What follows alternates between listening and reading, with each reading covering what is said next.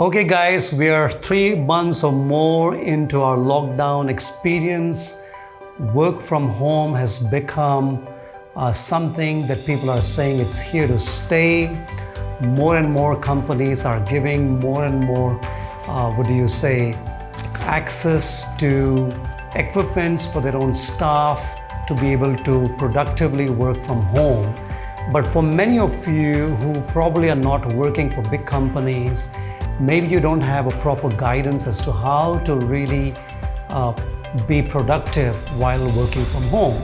So let me just give you a few things that I do in my own life. Number one, learn to maintain a routine in life. So one thing I'm working on in my own life is to sleep early and get up early. Now, not everybody is a morning person. Now, that doesn't mean that you can wake up late. Imagine if you were going to an office on your regular time, what would that look like? So make sure that your schedule is not messed up just because lockdown has come in. Maintain the same routine. So for me, what's working well is sleeping early, getting up early. When I get up early, I have a lot more time to start my day slow. I read the Bible. I take a little time to reflect upon what the day needs to look like. I need to control my own day even before the day actually happens. I need to visualize it. I need to see it. I need to write down. Sometimes I write down things I should do, and sometimes I also write down things I should not do that day, right? So that helps me in my routine. Get up in the morning and do the same thing. Start slow, read scriptures, meditate, do a little bit of an exercise, and then write down what you want your day to look like, both for your professional work, but also for your personal life. Secondly, no matter how small or big your house is, try to create a corner in your house which will be a dedicated workspace. Don't be random about it. Make sure that you have one space where mentally and psychologically, every time you go there, you are telling yourself that this is my work space. And not only for you, but you're also telling and communicating that with your siblings or with your spouse or with people that live with you in your house. Because one of the challenges most people have working from home is there is a challenge of spaces where things are not easy, especially if you're living in a small facility. You've got to negotiate that with your roommates, or if you're married, your spouse and your children, and to be able to say, this is my workspace, this is my work time, and I need some privacy here because I'm trying to focus. That's something you should try to figure out what is the best possible solution. Now for me, I go a step further in this because I'm a very divergent personality. There are two kinds of people. People who are convergent personalities and people who are divergent personalities. What do I mean by that? Let me give an illustration here. I wish I knew this when I was in school because I was most of the time sitting at the back bench in my school. If you're a divergent personality, it's not a smart idea to sit at the back bench because a divergent personality thinks like this. They don't focus, they think like this. They can get distracted by so many things or attracted to so many things. So the further away you're from the speaker or the teacher, the more distraction is within your perspective. So if I knew this truth about myself when I was in high school, I would somehow try to sit in the front bench because then I would have less distraction. For convergent personality, it doesn't matter where you sit. Wherever you are, you can really focus. Now, because I'm a divergent personality, I like my corners really well in my home. So I find a corner where there's less distraction, where I try not to be distracted by television or a range of books I can see.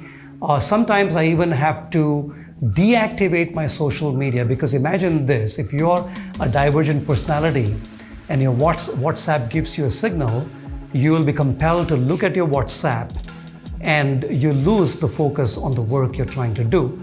So finding a workspace, creating a workspace in your own home is more than just a physical space. You're also creating a mental space, and you're trying to understand your personality type and creating a structure that will actually suit you and help you to be productive.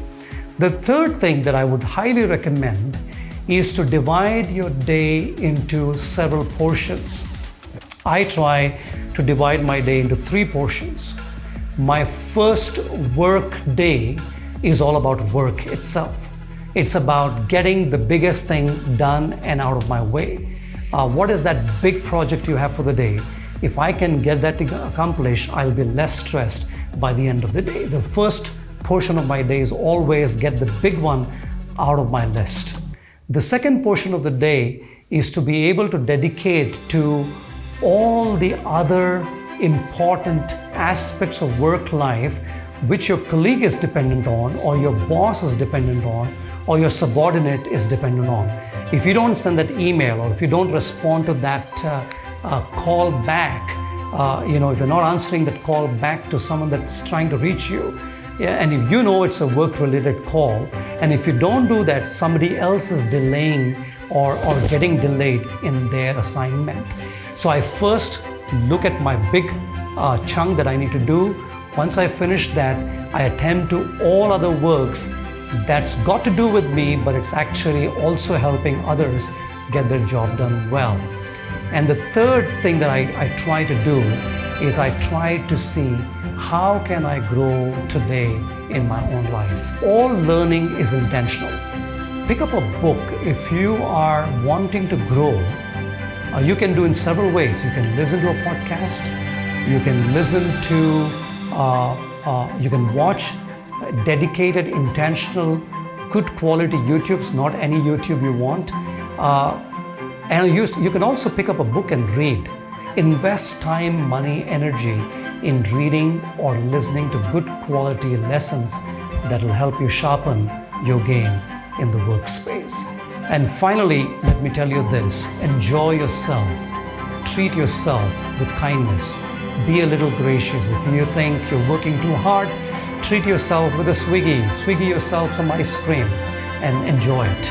Or spend time with your family and tell them something good taking place in your life. Or don't be afraid of communicating to others what you accomplished that day, because you got to feel good about yourself, right? I mean, if you're working in a regular office scenario, you will constantly have people affirming you. But when you're working at home, you might not have that people interaction. Sometimes it's best to call up someone and talk about your work thing. And don't forget to make sure to keep the main thing the main thing.